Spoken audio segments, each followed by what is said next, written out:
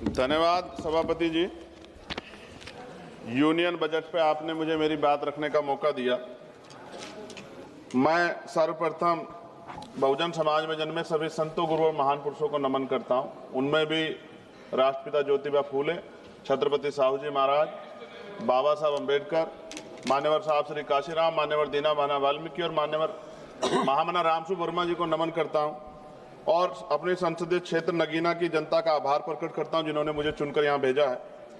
सभापति जी, बजट केवल एक आर्थिक दस्तावेज नहीं होता, बल्कि ये सरकार की सोच, संवेदनशीलता और सामाजिक प्रतिबद्धता का प्रतिबिंब होता है। बजट यह तय करता है कि देश का विकास समावेशी होगा या चुनिंदा और सत्ता में बैठे लोग सबको साथ लेकर चलना चाहते हैं, कुछ लोगों को पीछे छोड़ देना चाहते हैं। विपक्ष के नाते हमारा कर्तव्य है कि हम सत्ता सवाल पूछें और कमियों की ओर ध्यान दिलाएं और देश के उन वर्गों की आवाज बने जो इस सदन में अक्सर आंकड़ों में गुम हो जाते हैं। लेकिन माननीय अध्यक्ष महोदय, असली सवाल यही से शुरू होता है, क्या ये बजट देश के गरीब, पिछड़े, दलित, आदिवासी, ओबीसी, अल्पसंख्यक और वंचित वर्गों की वास्तविक जरूरतों को समझता है नहीं समझता है। मान्यवर, इस बजट में आर्थिक विकास की बातें अधिक हैं, लेकिन सामाजिक न्याय की आत्मा कमजोर। माननीय अध्यक्ष सभापति जी, आज देश की सबसे बड़ी संकट बेरोजगारी। हर साल लगभग 1 करोड़ युवा रोजगार बाजार में आते हैं, लेकिन अस्थायी और सम्मानजनक नौकरियां और संपादन पैदा नहीं हो रही। इस बजट में स्किलिंग की बात की गई है, लेकिन स्किलिंग के बाद जॉब की गारंटी नहीं है। विशेष रूप से SC, ST और OBC समुदाय के युवाओं के लिए कोई अलग से लक्षित रोजगार योजना नहीं दिखाई देती है। देश की लगभग 45% आबादी जो कृषि पर निर्भर है, जिसमें SC, ST, OBC समुदाय की भागीदारी सबसे अधिक है, लेकिन कृषि और GDP में योगदान 15% से कम किसान की औसत आय और अब भी MSP कोई गारंटी सरकार की तरफ से नहीं दी गई है। सभापति जी, महंगाई का सबसे बड़ा असर गरीब, दलित, आदिवासी और पिछड़े वर्ग को पड़ता है।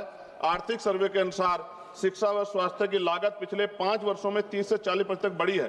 खाद्य वस्तु कीमतें गरीब परिवारों की थाली को छोटा कर रही है, लेकिन इस बजट में इन वर्गों के लिए कोई सीधी राहत नहीं दिखाई देती। सभापति जी, SC, ST और OBC वर्ग के मुख्य रूप से सरकारी स्वास्थ्य ये वर्ग है, ये मुख्य रूप से सरकारी स्वास्थ्य व्यवस्था पर निर्भर है, लेकिन भारत आज भी स्वास्थ्य पर GDP का केवल 2% खर्च करता है और ग्रामीण और आदिवासी क्षेत्रों में डॉक्टरों की और अस्पतालों की भारी कमी है।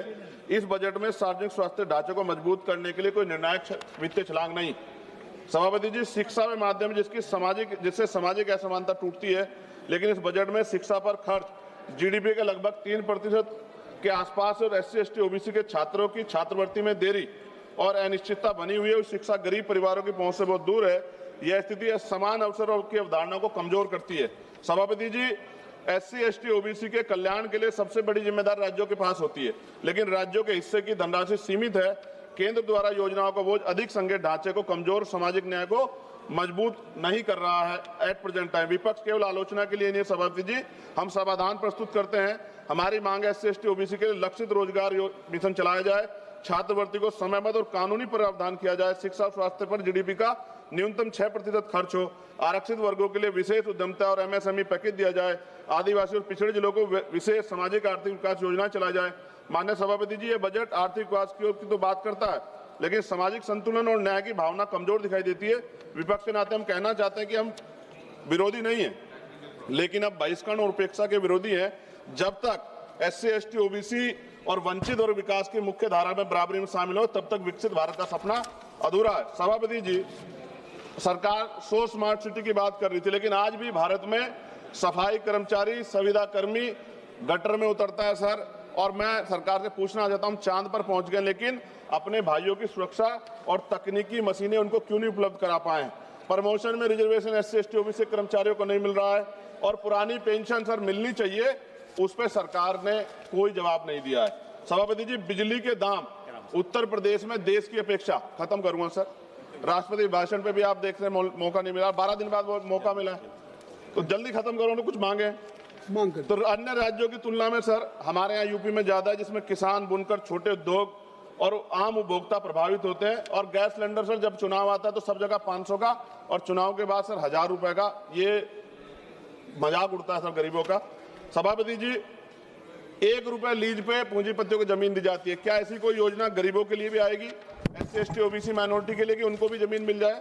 साथ साथ सरकार दिवाली, धार्मिक जो धार्मिक आयोजन है सर, उन पर बजट देती है, लेकिन SC, ST, OBC के जो महापुरुष हैं सर, जैसे बुद्ध पूर्णिमा कार्यक्रम होता है, रविदास जयंती जी का कार्यक्रम होता है, अम्बेडकर जयंती का, फूले जयंती का, पेरियार जयंती का, बिरसा मुंडा जयंती का, इन तमाम उस पर तो कोई बजट नहीं आता सर। और बीटी एक्ट सर, बोध गया सौंपा जाना चाहिए बौद्धों को सर, बहुत दिन से उनका आंदोलन चल रहा है, कल से आंदोलन हो रहा है सर।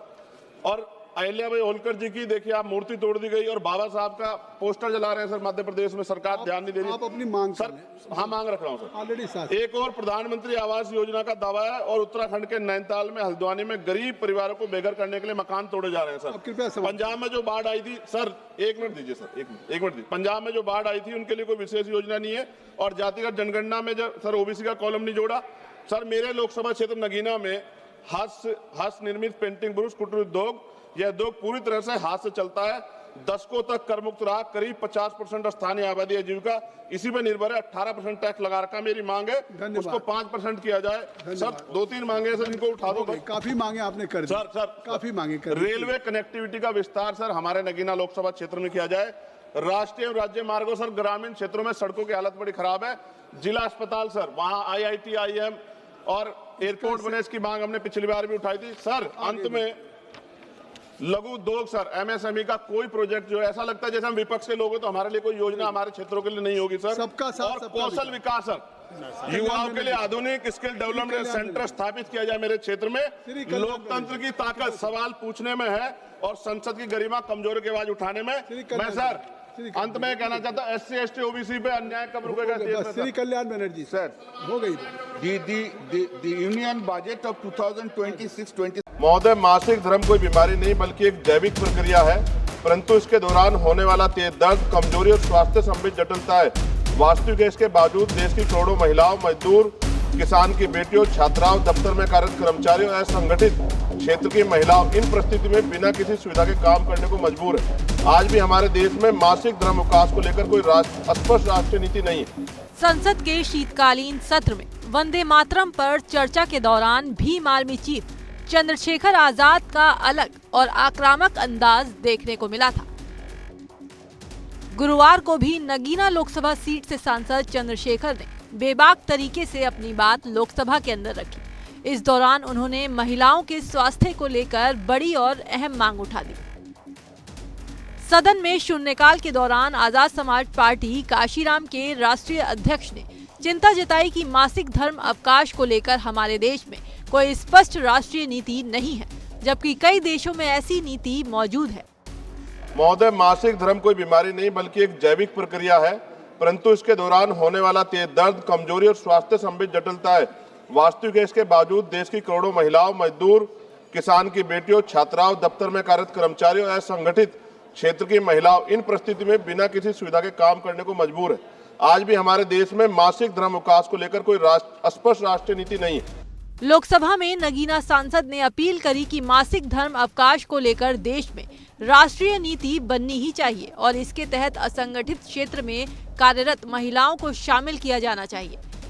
कुछ निजी संस्थाओं और 2-3 राज्य पहल कर रहे हैं, परंतु यह कदम राष्ट्रव्यापी रूप से लागू होना भी बाकी है। मैं सरकार से आग्रह करता हूं, मासिक धर्म अवकाश पर राष्ट्रीय नीति तैयार हो, असंगठित क्षेत्र की महिलाओं को भी इसमें शामिल किया जाए, स्कूल कॉलेज की छात्राओं के लिए भी आवश्यक प्रावधान हो और इस विषय पे एक व्यापक सर्वे, चिकित्सा अध्ययन और परामर्श प्रक्रिया शुरू की जाए। महोदय, किसी भी आधुनिक लोकतंत्र में महिलाओं की गरिमा, स्वास्थ्य और समान अवसर को अनदेखा नहीं किया जा सकता। समय आ गया है कि भारत भी मासिक धर्म अवकाश को अधिकार के रूप में स्वीकार करे। धन्यवाद। जय भीम, जय भारत। माननीय श्री देवेश। दिलचस्प बात यह है कि ये मांग ऐसे समय में उठी है जब यूपी की राजनीति में महिलाओं को लेकर नए वादों की बारिश शुरू हो चुकी है। बुधवार को समाजवादी पार्टी के मुखिया और पूर्व मुख्यमंत्री अखिलेश यादव